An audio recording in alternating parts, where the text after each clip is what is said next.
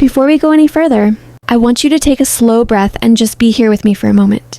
Because this isn't just another audiobook, and this isn't just another self-help message floating through your speakers while you're driving, cooking, walking, or lying awake at night staring at the ceiling. This is a quiet, honest conversation between you and the parts of yourself you've been avoiding. The parts you were taught to hide, the parts that were called too loud, too emotional, too ambitious, or simply too much. And I want you to know that if you ever felt like you had to shrink yourself to survive, to be liked, to be accepted in classrooms, offices, families, relationships, or even in your own mind, you are exactly who this message is meant for. Because what Cynthia Erivo's story really holds is a mirror, not a pedestal. And in that mirror, you don't just see her journey from overlooked to unstoppable, from doubted to celebrated, from invisible to undeniable. You see your own life reflected back in ways that might make your heart ache, but also begin to heal. And I need you to understand something important from the very beginning of this journey together. You weren't born too much. The world was simply too scared of your light, too intimidated by your depth, too uncomfortable with your truth. So it tried to soften you, tone you down, quiet your voice, and tame your dreams. And over time, you may have started doing that work for it. You may have started editing yourself, censoring your feelings, apologizing for your presence.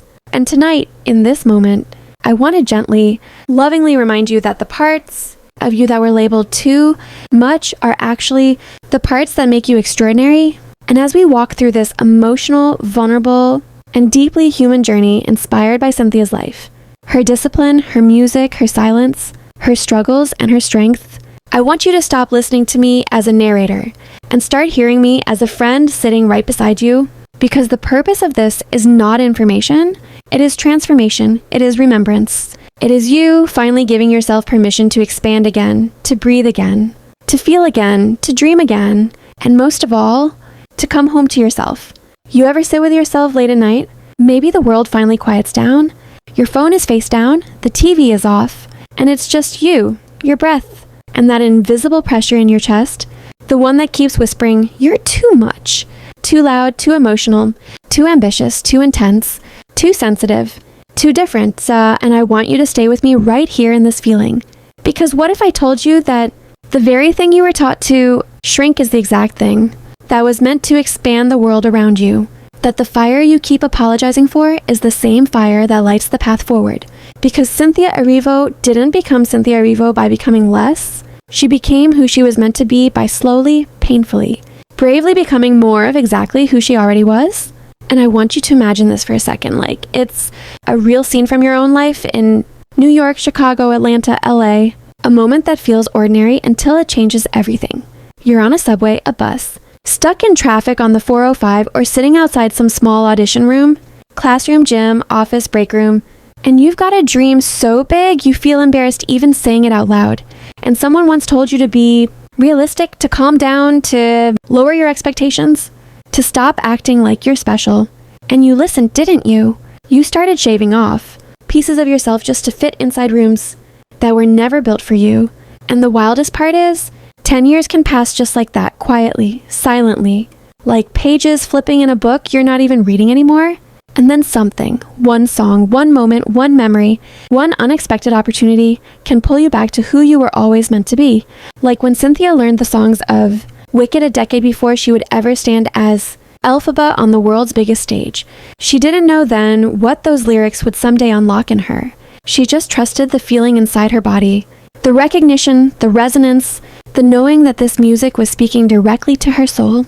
And in a way, that's exactly what happens when an idea won't leave you alone.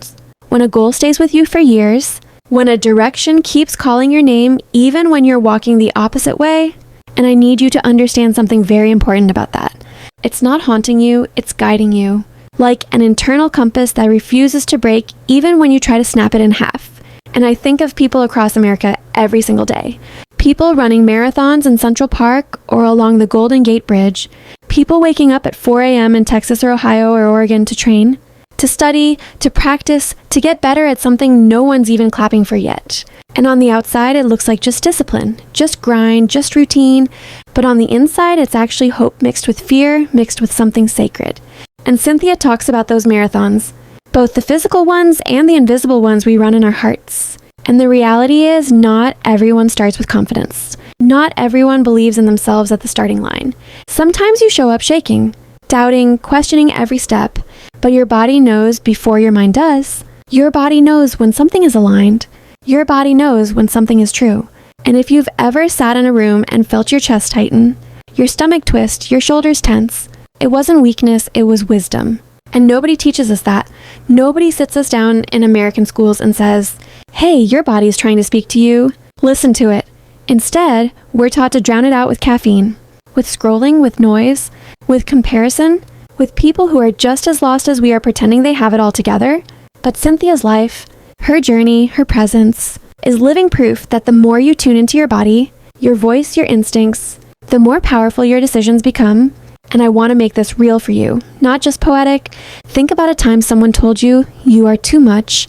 Maybe it was a boss who thought you talked too passionately in meetings, a teacher who said you were too dramatic in class discussions, a partner who said you cared too deeply, a friend who joked that you were a lot to handle. And what if I told you that the same intensity that made them uncomfortable is the same intensity that could make you extraordinary, that a singer doesn't apologize for having a powerful voice, that an athlete doesn't apologize for wanting to win, and that an artist doesn't apologize for seeing the world more deeply than others. And yet we've been trained to apologize for exactly that. So we start dimming our light, lowering our voice, hiding our talents, downplaying our dreams, acting normal, acting safe, acting small.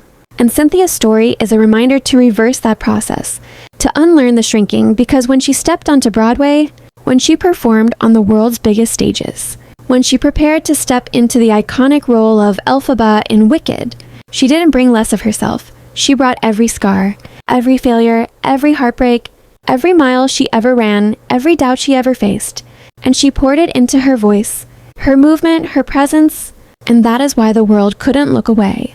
That is why critics praised her. That is why she earned Grammy, Emmy, Tony recognition.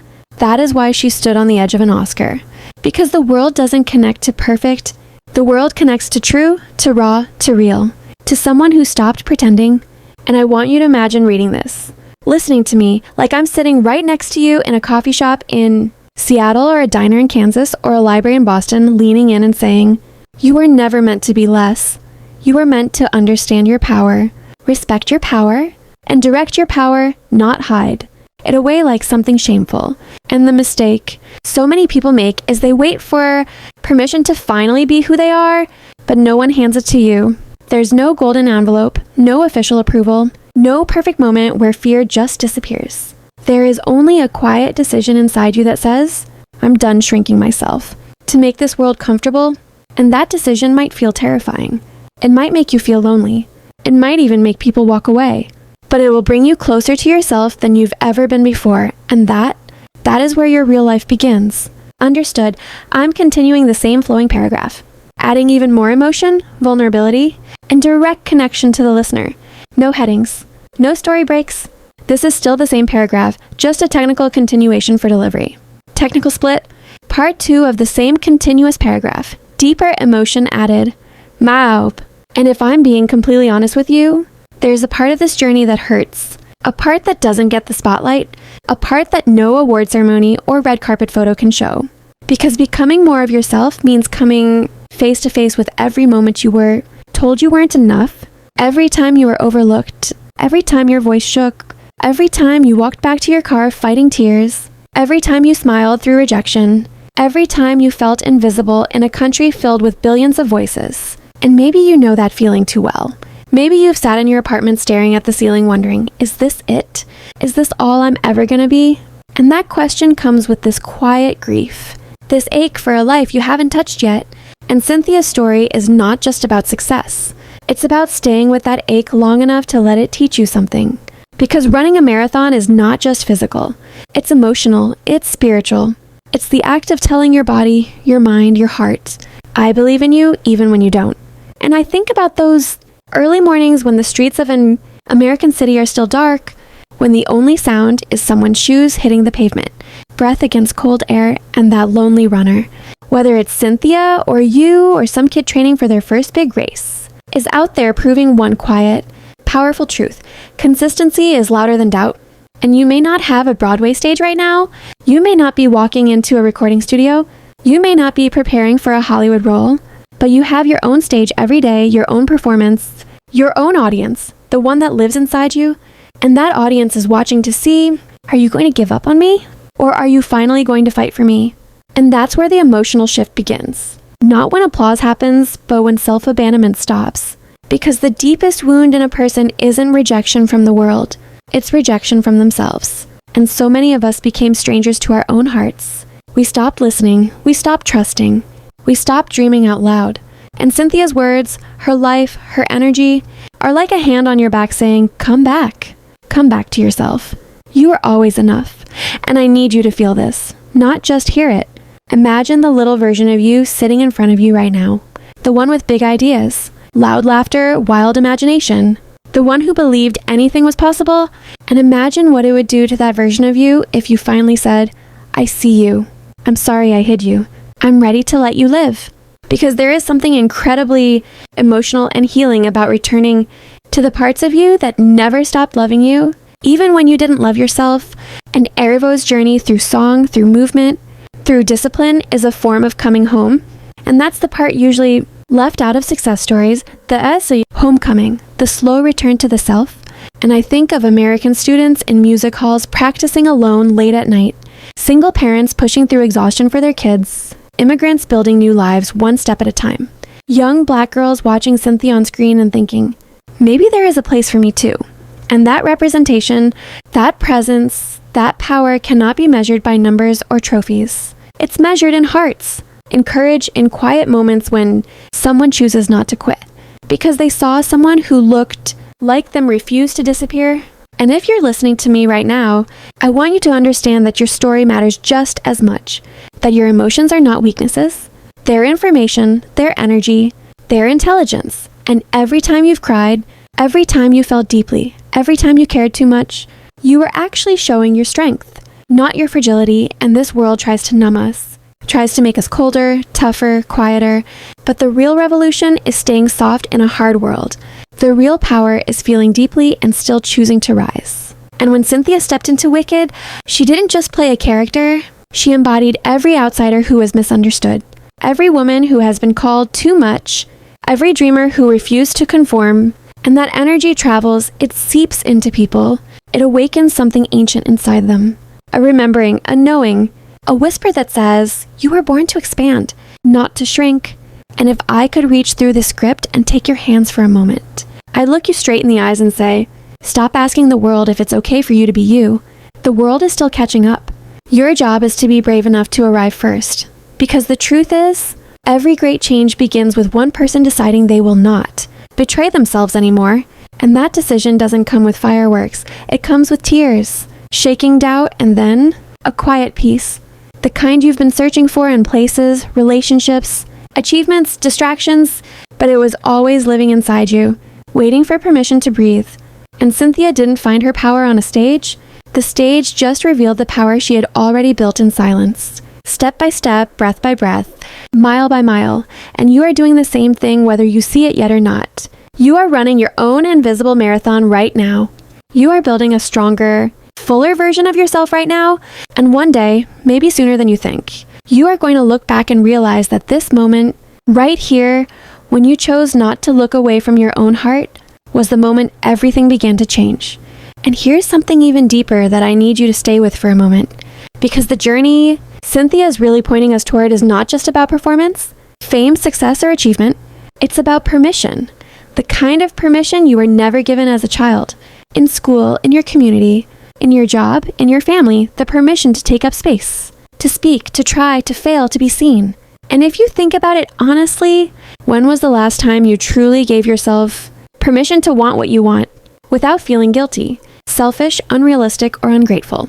Because so many people in the USA grow up being told, be practical, pick a safe job, don't dream too big. That's for rich people, that's for talented people, that's for lucky people. And over time you start swallowing your own desires so deeply that you don't even know what you want anymore. You just exist, survive, cope. And that's where emotional numbness begins. But what Cynthia's life shows is that it's never too late to wake back up. It's never too late to feel again. Dream again, try again, even if it's 10 years later. Even if it feels embarrassing. Even if people say, why now? The answer is simple, because now you're ready. Now you finally hear your own voice. And I want you to picture a woman sitting in her car in a Walmart parking lot in the Midwest, after a long shift, exhausted, hands on the steering wheel, watching the sun go down, thinking, there has to be more than this. And that thought alone is sacred. That thought alone is the universe tapping on her shoulder. And the same happens for a man on a late-night train ride home in New Jersey, staring out the window, reflecting on the dreams he buried in his 20s.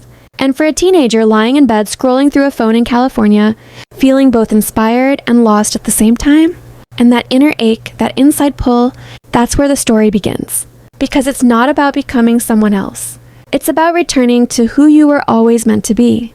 And Cynthia didn't wake up one day suddenly powerful. She built herself moment by moment, discipline by discipline, choice by choice in days no one ever saw. In rooms without applause, in tears no one wiped away for her but herself. And that's the part I want you to honor in your own life.